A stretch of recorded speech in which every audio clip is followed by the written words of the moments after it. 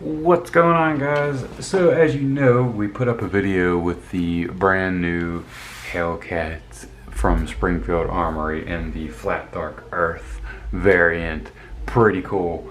I was asked, well, how does that compare with the Sig P365, which I just happen to have right here. So I figured I would just kind of show you all how it does compare. All these firearms are unloaded, just FYI, and there is no ammunition in this room as well. So I'm going to just go ahead and open this up, and we'll go ahead and take the firearm out, and we'll go ahead and just get rid of this case, that way we have some room. Alright, let's set that off to the side so we have some room. So again, this is the Sig P365, and this is the Springfield Armory Hellcat, and I'm going to zoom in a little bit so y'all can see the size comparison right quick, and I'm going to move this so that it's easier to see the footprint of each firearm, and hopefully it'll give you an idea. This is the Hellcat on the bottom, and I will set this like so and try to make this as stable as possible. So as you can see, they are almost identical. They are height-wise,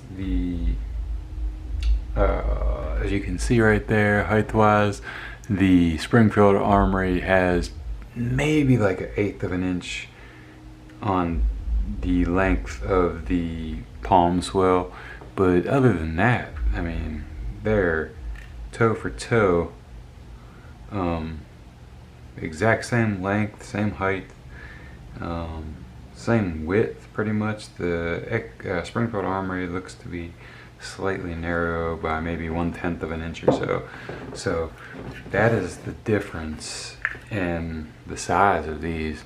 Now my Sig P365 has a aftermarket trigger and stuff like that on it, so that's not the stock.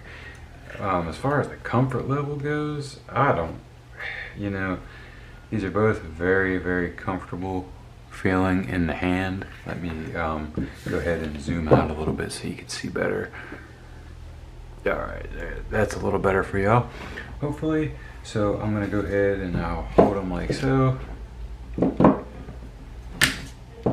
And if you can't see, they are virtually identical. You might have an 1/8 of an inch longer on the Springfield Armory, possibly. It's very hard to tell, and like I said, that 1/8 inch on the length of the handle or palm grip, but other than that, they're identical. One of the things that I should note as well is the hand palm swell on the Sig is slightly, what's the word?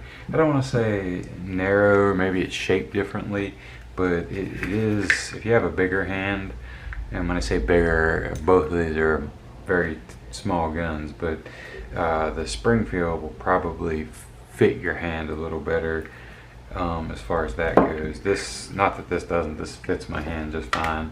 If you have that in there, you get the full grip on that P365 as well, and you do have these cocking serrations on the front for spot checking and all that stuff, and on the rear, just like with that. So that's that. But where I feel like this really excels is one thing that you do have to keep in mind with this is a 10 round firearm, and well, plus in the chamber, and this is a 13 round firearm, and they're virtually the same size. One of the things that I also really like the Springfield Armory over the Sig P365 is the slide serrations, cocking serrations on this are far superior, much more easy to grab. Just very easy to slide and manipulate the pistol with these slide serrations. It's much better than the ones on the Sig. Not that the Sig are bad, I love the Sig, but the slide serrations on this are definitely better.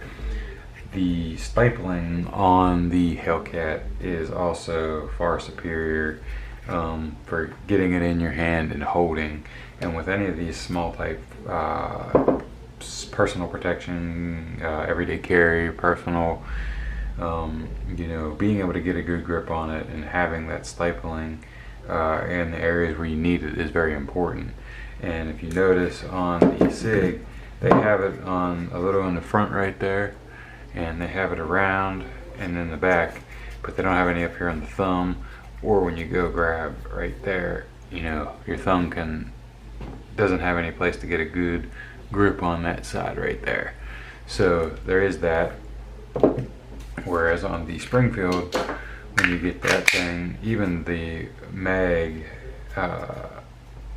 has stippling on it, and it's stippled all around the front, the back, front, up top there, and on your thumb. So when you get that, if you're having to do a one-handed operation, you're gonna get to be able to get that thing to stay in there good. Plus you have your stippling up there where you can get your finger on it with a one-handed, you know, grip going in.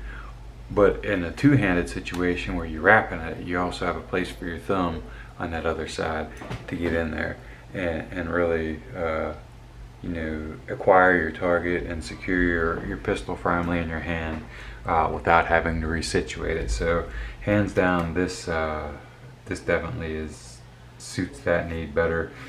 Now, while I love the sights on both of these, this has night sights on it as well, and this has the high vis night sight on it. But one thing I do have to say is, and let me see if I can get this to where you can see these, and like I said, both these are unloaded, otherwise we would not be doing this. When you're looking in these, let's try to zoom y'all in just a little bit for a moment. When you're looking down the sight picture, well, both are okay. I mean, I really see the dot and the Springfield much better. It's definitely a much easier sight target to acquire your target and be spot on. So that being said, yeah, that's it. I mean, as far as the two together, let me zoom out a little bit so you can kind of see side by side. I don't think you could go wrong with either of these. I own both of these, so you know, good for me. The Sig is a great pistol, very reliable. I've had no issues with this whatsoever. So if you're partial to brand, I mean, you can get that. But I have to genuinely say, hands down, and I am a Sig Sauer man, that this Springfield Armory Hellcat is amazing. I love the grip.